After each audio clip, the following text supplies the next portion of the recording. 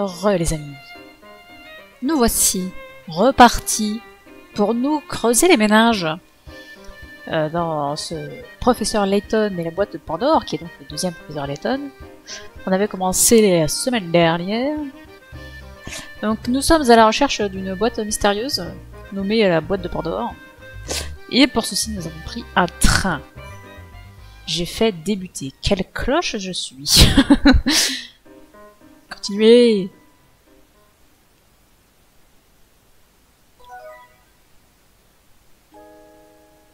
Précédemment. Suivant la seule piste dont ils disposent, Luke et Layton montent à bord du Voluntary Express. Tous deux sont abasourdis par la somptuosité de ce train de luxe. C'est dans ce cadre grandiose qu'ils commencent leur enquête. Je ne sais plus si j'ai visité ici, si j'avais visité ici.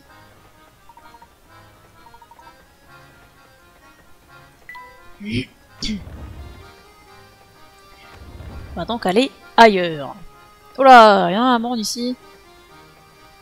Vous avez des pièces dans votre assiette. Ah, cette tête de la Mimi là.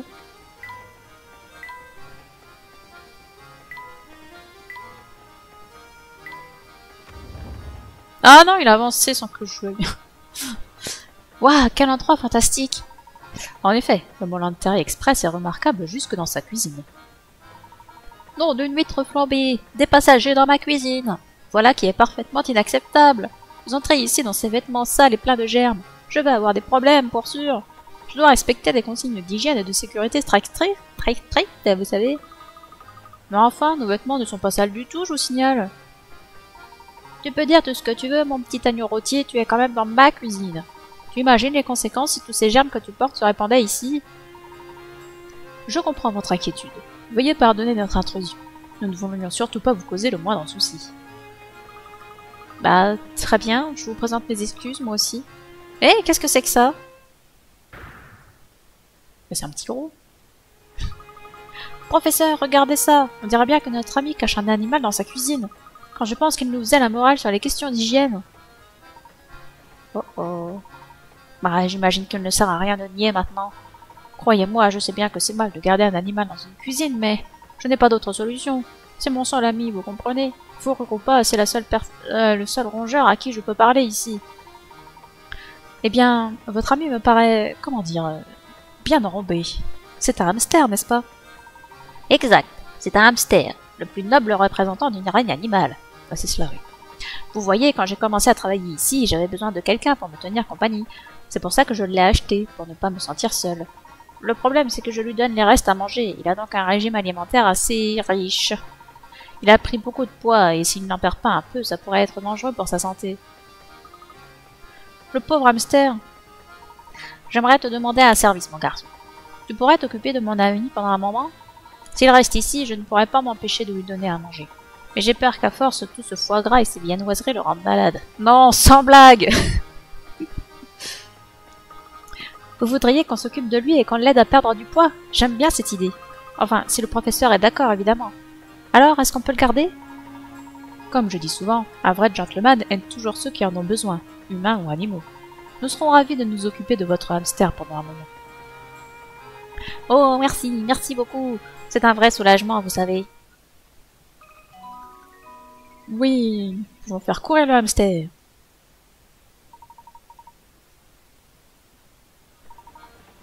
Oh, une dernière chose. Comme on ne se reverra pas durant un certain temps, j'aimerais que vous lui donniez cette pomme. Il adore les pommes, vous savez. Tu vas me manquer, mon petit bonhomme. Prenez bien soin de lui. Ne vous inquiétez pas, il est entre de bonnes mains. Ah, parce qu'il faut lui donner un nom. Et je suis nulle, moi, pour donner des noms. C'est pour ça que je ne donne pas de surnom à mes Pokémon. Je vais l'appeler Ham. C'est le début de hamster et ça veut dire jambon. Ça me paraît bien. Voilà. Ça s'appelle Ham. Très bien, mon bonhomme. À partir de maintenant, on ne se quitte plus. Haha, mon cher Luc, j'ai l'impression que tu as réussi à te faire un nouvel ami. On dirait bien, professeur. On va aller les voir tout de suite. N'attendons pas.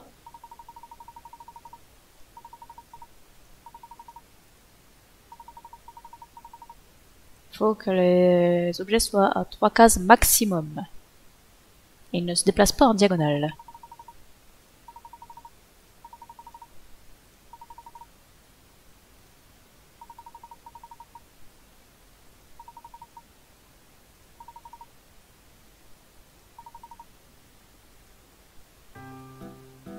Pour l'instant, nous n'avons que la pomme.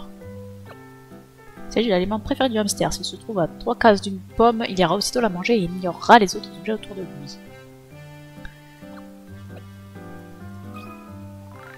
Je suis pas très doué pour le sport et tout ça. Oh, le hamster a une voix. Mais pourquoi? Oh là là! Oh, j'aurais dû l'appeler Bouboule.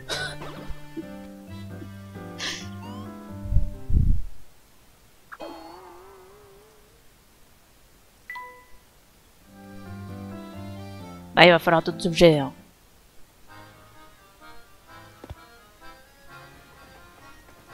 Bon, il y a des trucs à bouffer dans sa cuisine. Un petit creux.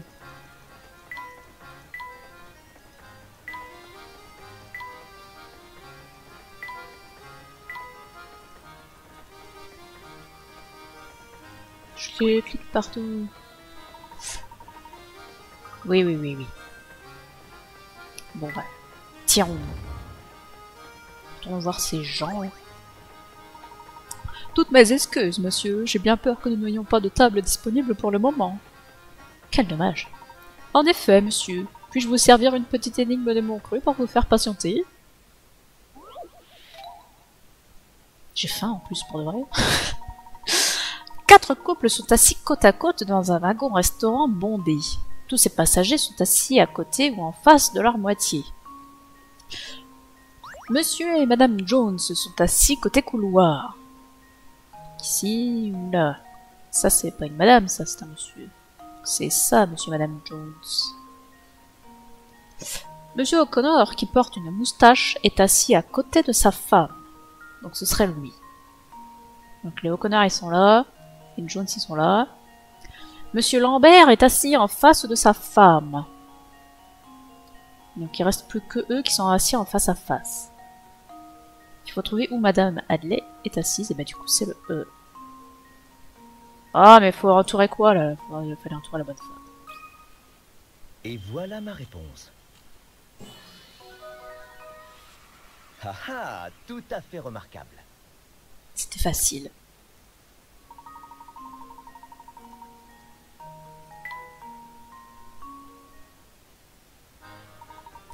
C'est parfaitement exact, messieurs. On dit que rien ne vaut une bonne petite énigme pour se mettre en appétit.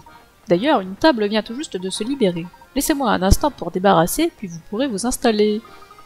Génial, je meurs de faim. Parfait, notre table est enfin prête, nous allons nous installer immédiatement. Je vais devoir vous demander un peu de patience, madame. En vérité, ces messieurs patientent depuis... Baliverne, j'en refuse d'en écouter davantage. Vous donnez la priorité à ces gens, c'est un scandale. Ah, j'arrive pas à faire la voix aussi bien que eux-mêmes la font, quoi. Je suis sincèrement désolée, madame, mais il se trouve que ces personnes sont arrivées à... Je refuse de patienter une seconde de plus. J'exige d'être servi ici et maintenant. Au travail. Bien, madame. Ah, c'est riche. C'est un vrai despote, celle-là. Toutes mes excuses, messieurs. Avez-vous déjà visité l'arrière du train? De là-bas, vous avez une vue imprenable sur le paysage. Puis-je vous suggérer d'aller voir cela le temps que nous vous préparions une nouvelle table? Inutile de vous excuser, cher monsieur. Vous n'exercez pas un métier facile. Nous allons prendre l'air un moment et nous reviendrons un peu plus tard.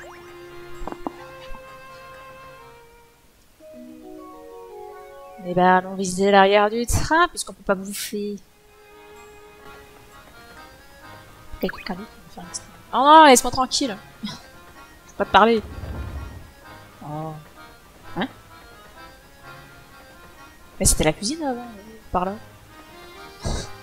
Quoi? Est-ce que j'étais retournée? J'ai pas vu. Waouh, elle fait peur, elle a pris 15 minutes. Bienvenue à bord, messieurs. Désirez-vous un rafraîchissement?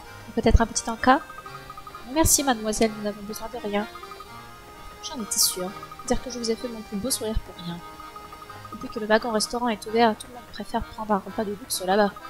Face à une telle concurrence, j'ai du mal à vendre ne serait-ce qu'un sandwich. Mais bon, j'ai encore plusieurs heures à tuer avant la pause. Ça vous dit une petite énigme? Eh, vas-y, balance.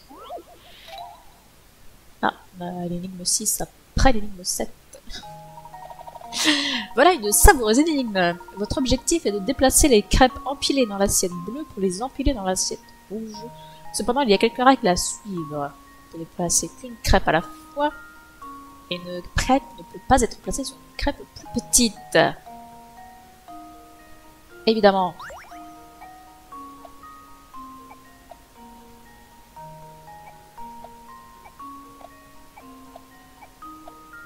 J'imagine qu'il va falloir faire ça avec Et voilà. plus de crêpes au fil des énigmes, j'imagine. Ce n'était pas si compliqué.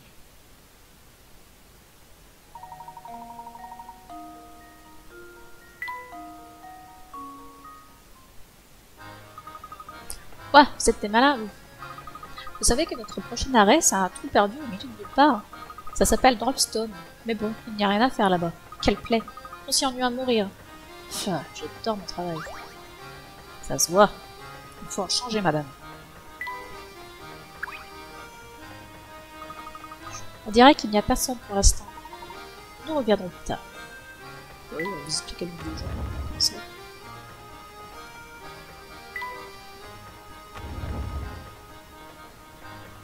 Ah, tiens, c'est le wagon de la sorcière bien-aimée. Un peu bizarre à l'intérieur.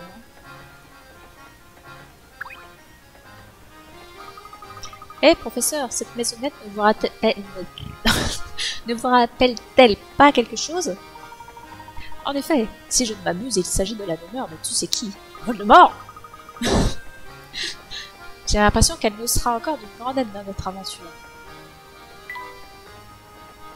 Et on peut pas aller dedans? Peut-être parce qu'on n'a pas vu la vieille pour l'instant, je sais pas.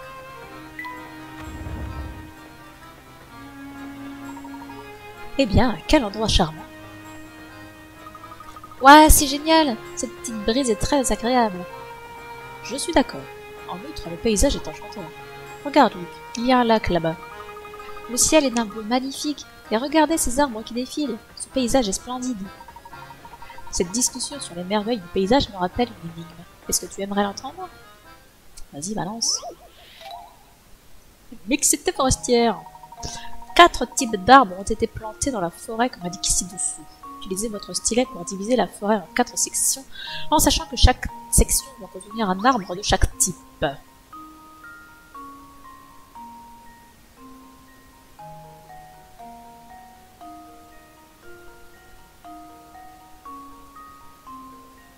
On va avoir des problèmes. Ah, ça marche pas.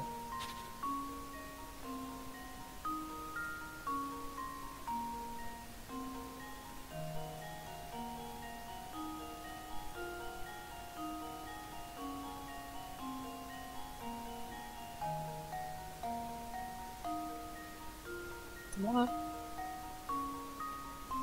Je crois qu'on est pas mal. Voilà ma réponse. Je suis le digne apprenti du professeur. Trop facile. Trop facile ce jeu. C'est tout à fait juste. Bravo. Vous pensiez que je ne serais pas à la hauteur, professeur? Ah, on est tellement bien ici que je m'oublierais presque que nous recherchions le coffret céleste.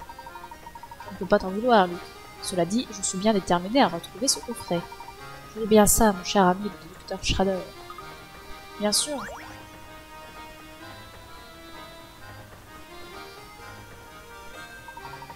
Maintenant que nous connaissons un peu mieux ce train, il est temps de mener une enquête sérieuse.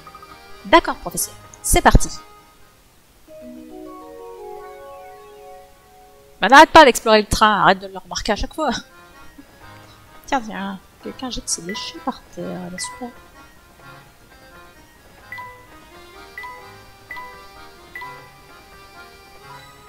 Ah ah.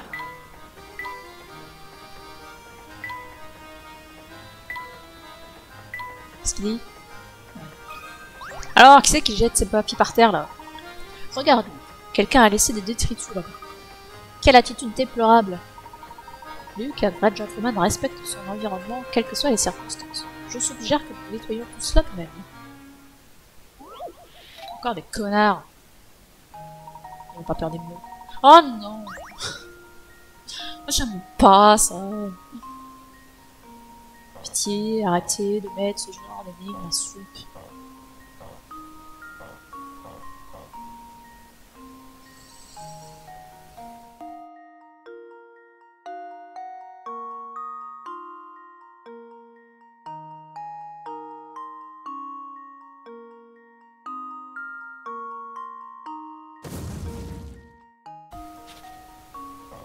Pitié.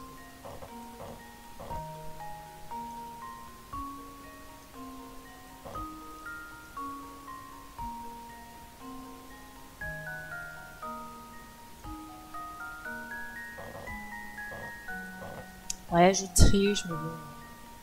Pour ce genre d'énigme, ça va. C'est acceptable, je trouve.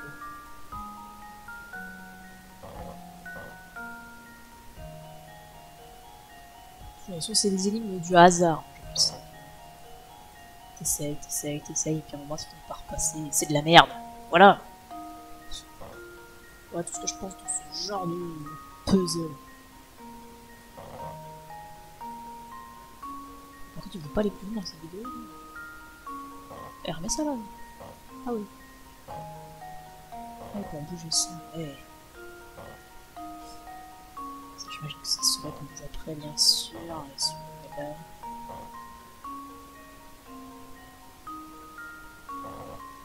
Évidemment, j'imagine. Bien sûr.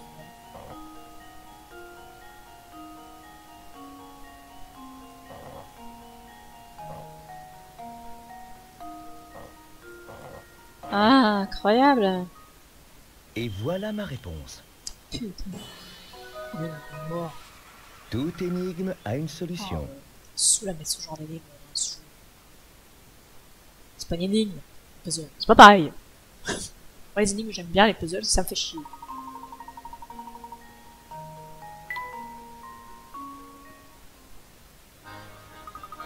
Et voilà, la vue est encore plus belle sans ces détritus pour la gâcher. Cela fait une belle différence, n'est-ce pas? Un lieu bien tenu est toujours plus accueillant. Ah, merde. Bon, reprenons les vraies énigmes. Waouh, t'es moche, tu. Ah, rien de tel qu'un voyage en train pour vous mettre de bonne humeur. Je suis bien d'accord. Et c'est une chance de voyager à bord de votre remarquable train, monsieur Beluga. Eh ben, vous êtes moche. Moi, votre train n'est pas si moche que lui. Oh, vous me connaissez. Bien évidemment. Ce train et son propriétaire sont fort célèbres à Londres. J'ai vu votre visage dans la presse à de nombreuses reprises. Vous avez monté votre affaire alors que vous étiez encore très jeune. C'est épatant. Que de compliments. Je suis désolé, mon ami. J'avoue ne pas vous connaître aussi bien que vous me connaissez. Je m'appelle Herschel Layton, professeur d'archéologie et grand passionné de train. La glorieuse réputation de votre train m'a donné envie de venir voyager à son bord. Voyez-vous ça? C'est un plaisir de vous rencontrer, monsieur. Layton, c'est bien ça? Eh bien, regardez-moi l'heure qu'il est. Oh, je dois vous laisser. Je vous souhaite un bon voyage. Merci, mec. Voilà la vieille.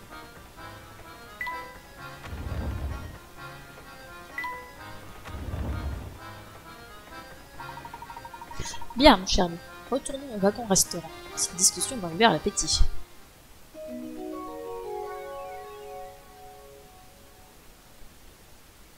Je suis bien là quand je t'ai allé, de toute façon. Est-ce que tu me redis quelque chose d'intéressant? Je vous jure, je m'ennuie à mourir.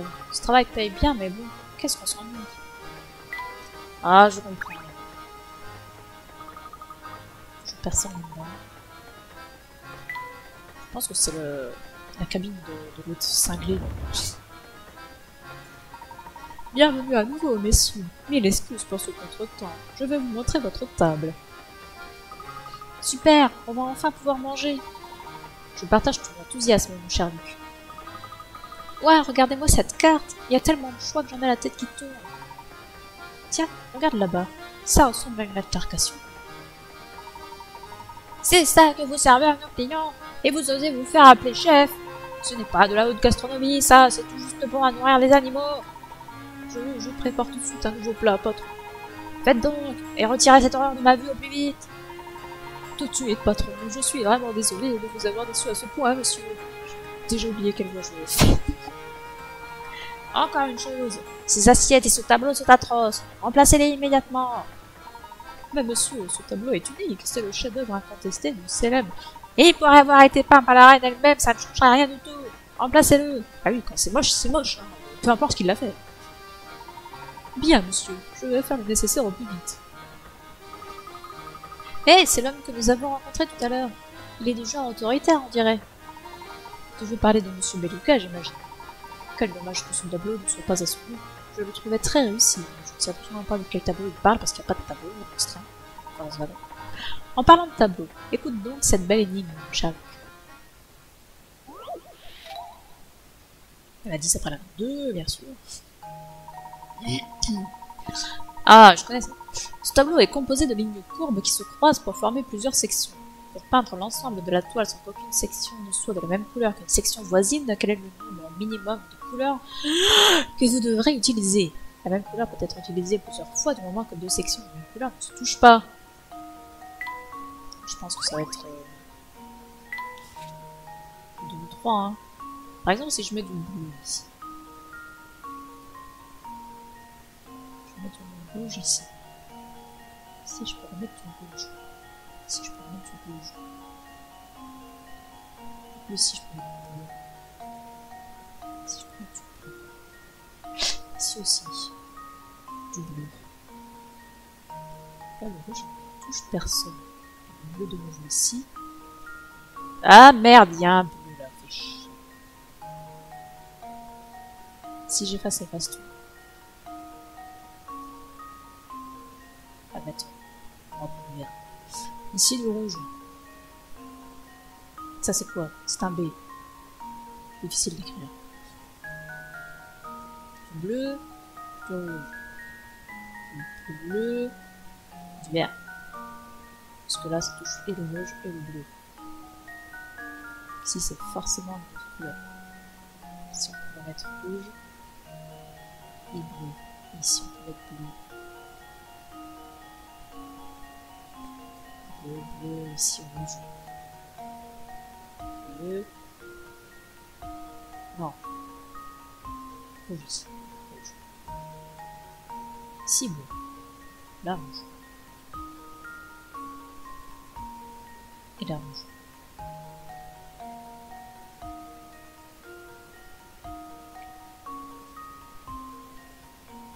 Pourquoi j'ai pas mis du bleu ici moi? Parce que c'est rouge là en fait, c'est pas bleu. Ici c'est bleu. Mais là, dans tous les cas, ça touche à la fois le rouge et le bleu. Donc il y a forcément une troisième couleur ici. Ici je pense qu'on n'a pas le choix. Parce qu'il faut qu'on fasse... Bah, ces deux-là sont étant adjacentes. Ça peut pas être la même couleur. Donc ici c'est forcément une troisième couleur.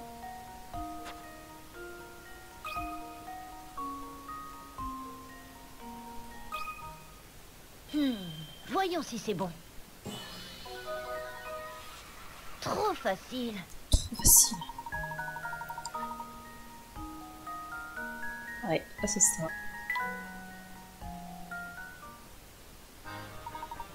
Excellent travail. Après une telle énigme et un si bon repas, nous avons bien mérité un peu de repos. Retournons dans notre compartiment.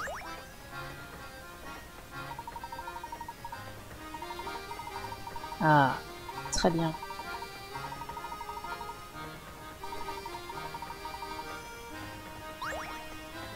Quoi? J'ai oublié une énigme, mais c'était inadmissible. Non, mais il faut aller voir la sorcière, il faut faire cette énigme. Comment j'ai pu la rater? J'ai cliqué partout.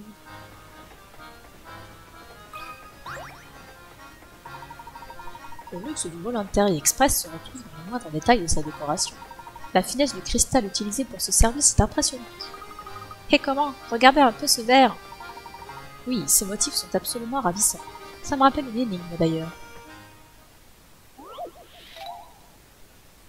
Une pyramide de cristal. Ah. Le patron d'un restaurant 3 étoiles charge un jeune serveur de construire une pyramide de verre. Voulant bien faire, le serveur dessine 5 différents modèles de pyramides et les montre au patron.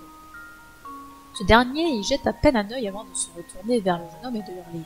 Ce modèle est grotesque. Qu'est-ce qui t'est passé par la tête? Quel modèle de pyramide le patron parle-t-il? Ah. Eh bien, je ne sais pas.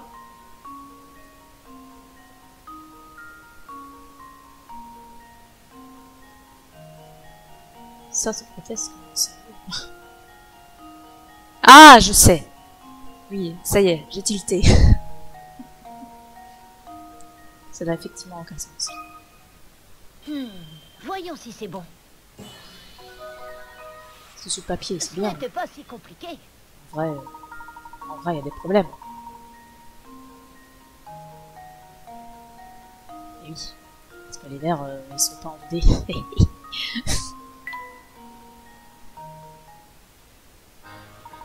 Excellent, donc. Bien, continuons. Mais non, mais je voulais pas cliquer sur le verre. Cliquer sur Steam.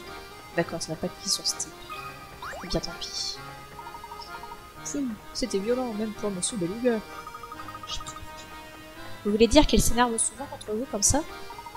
Contre moi ou contre les autres membres du personnel? Le patron n'est pas un homme facile à vivre. C'est terrible. Vous ne devriez pas avoir à supporter ce genre de comportement au travail. Mais vous savez, il n'a pas forcément tort. C'est grâce au patron que ce train a acquis sa réputation.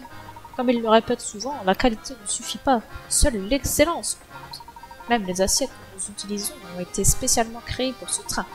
Elles sont superbement ouvragées. Même le dos des assiettes est finement décoré.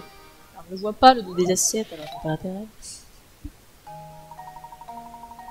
L'assiette en face de vous porte une marque faite de 2 triangles équilatéraux placés l'un dans l'autre. Il est clair que le triangle situé à l'extérieur du cercle est plus grand que le triangle situé à l'intérieur. Et combien de fois plus grand exactement?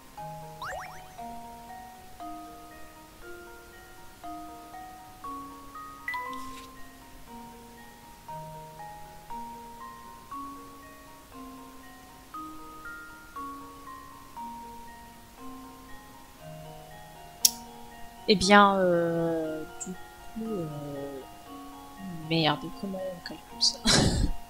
C'est 3 fois ou 4 fois plus grand, du coup? Parce qu'on peut le mettre 4 fois dedans.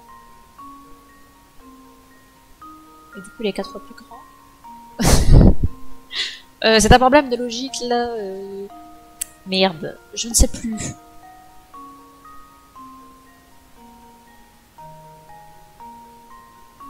Il a 3 triangles en plus. Donc il y a la base et 3 fois plus. Tu comprends ce que je veux dire ou quoi? Est-ce qu'on compte que les parties en plus ou est-ce qu'il faut compter le tout?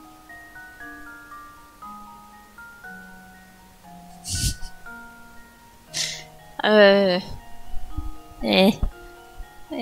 je dirais qu'il enfin, je sais pas.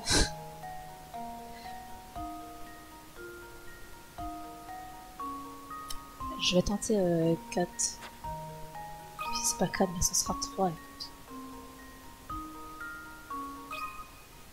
écoute.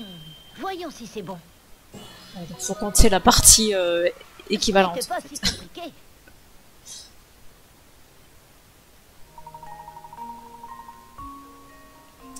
Et oui, tout à fait. Voilà, le grand triangle peut en contenir 4. C'est bien 4 fois plus grand. Oui, évidemment. Eh bien, vous avez l'œil. Je me demande pourquoi ces assiettes déplacent tellement à Monsieur Beluga. Aucune idée. J'imagine que les gens riches ont leur propre critère. Ah, j'imagine aussi.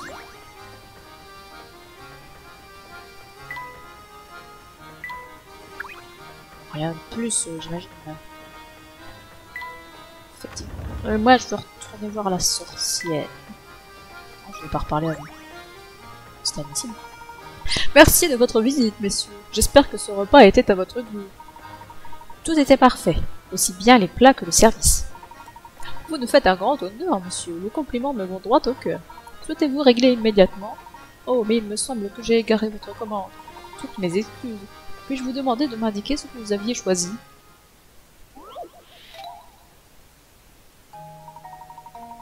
Luke, es-tu certain que tu arriveras à manger tout ça? Ne vous en faites pas, professeur. Je viderai complètement mon assiette. Le professeur a des raisons de s'inquiéter. Luke a non seulement commandé beaucoup de plats, mais en plus, ce qu'il a commandé coûte 2 fois plus cher que ce qu'a ci Letton. L'image ci-dessous représente tous les articles commandés ainsi que leur prix. Toucher les prix de tous les articles qu'a commandé Luke, puis toucher valider. Oh, ça c'est la misère. Ça c'est la misère. Donc on a un total de combien là? Alors, plus 25, plus 16, plus 14, plus 13, plus 12, plus 8. Et ça nous fait un total de 105. Si on divise 105 par 3, ça va poser problème. Ah, pas du tout. Bon, j'ai une calculette, je triche un peu, j'avoue. Si on divise par 3, ça fait 35. Donc ça voudrait dire que Layton a commandé pour 35 balles et Luke pour le reste. D'accord? 70. Donc il faut trouver ce qui fait 70 et ce qui fait 35. Voilà. Si on prend le 17 par exemple. 17 pour aller à 35, il faut à peu près pareil. Ça va pas aller. Layton a forcément pris un café à la fin de repas. C'est évident.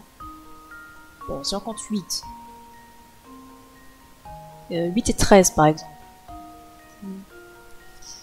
Ça fait 21. Et là ça fait 35. C'est ça. Donc ça, ce serait Layton. Ensuite on a 18, 28, 33, 43, 50, 60. J'ai oublié quelque part, je crois. Là ça fait 8, 18, 28, 28, 48, 53, 60, 70, mais ça j'avais oublié dans le quelque part. Donc c'est ces 4 là.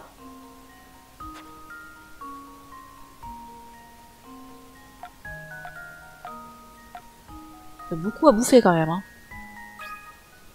Oui, je suis confiant. Haha, tout à fait remarquable.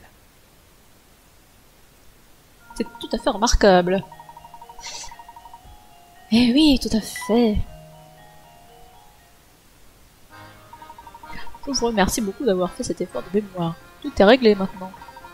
Nous n'attendrons pas notre prochaine étape avant un certain temps. Vous devriez vous reposer. Non, j'ai une énigme à aller résoudre. Tiens donc, je me demande ce qui se passe. Oh, mais non, encore de l'histoire. Mon bébé, mon petit chou, je vous ordonne de faire quelque chose. Fouillez ce train.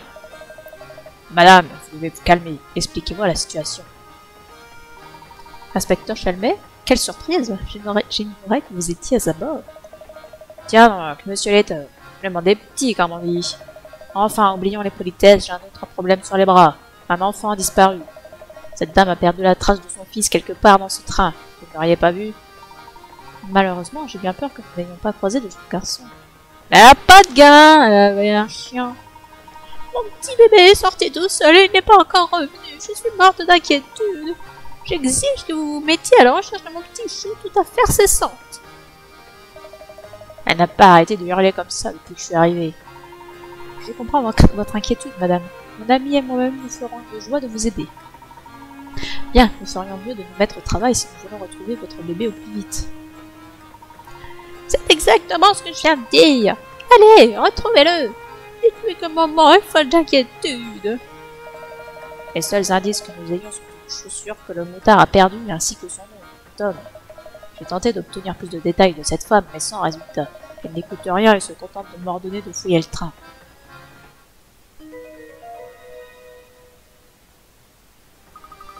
Elle est à top cette chaussure. Elle est vraiment toute petite, non? Effectivement, Luc. Voilà qui est curieux. Un enfant qui a des pieds de cette taille devrait être trop petit pour marcher. Je suis perplexe.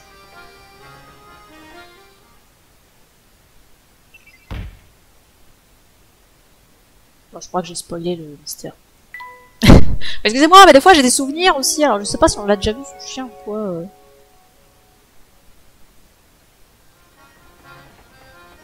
Bah écoutez, c'est le spoil, c'est la vie. Ce sera plus le cas dans les Layton suivants. C'est vrai que ce Layton là, en fait, je m'en souviens davantage que le Layton précédent. Le premier. Je sais pas pourquoi, parce que je les ai joués 2 fois chacun. Je sais pas pourquoi celui-là je m'en souviens plus. Bref, moi ce que je vous propose, c'est que comme j'ai vraiment la dalle, je vais aller goûter. Donc on va s'arrêter là pour Professeur Layton.